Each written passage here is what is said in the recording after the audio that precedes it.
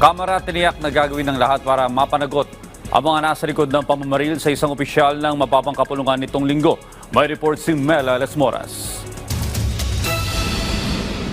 Ang masaya sanang birthday celebration na ito sa Barangay Commonwealth, Quezon City nitong weekend, nauwi sa trahedya at bighati matapos barilin at masawi ang ama ng birthday celebrant na isang direktor sa Kamara. Sa inisyal na investigasyon ng Quezon City Police District, nakasaad na dalawang hindi pa natutukoy na sospek ang biglang pumasok sa venue at malapitang binaril ang biktima. Bago tumakas, binaril din nila ang security guard sa lugar. Mariing kinundina ni House Speaker Martin Romualdez ang nangyari at hinimok ang lahat ng law enforcement agencies na mahigpit na tutukan ang kaso sa ngalan ng hustisya at katotohanan. Sabi ni Romualdez, lubos nang ikinalungkot at ikinagalit ang nangyari sa isa nilang opisyal na nagsilbing Chief of Technical Staff ng House Committee on Ways and Means. Bagamat hindi patukoy ang motibo sa krimen, umaasa siyang magkakaroon ng malalimang pagsisiyasat sa nangyari. Para sa pamilya ng biktima, nagpaabot na rin ng pakikiramay ang Kamara kasabay ng pagtitiyak na gagawin nila ang lahat para mapanagot kung sinong nasa likod nito.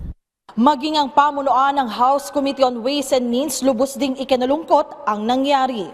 Sabi ni Committee Chair Joey Salceda, nakikidalamhati siya sa nangyari at wala rin siyang ibang hiling kundi manaig ang hustisya. Mela Lesmoras para sa Pambansang TV sa Bagong Pilipinas.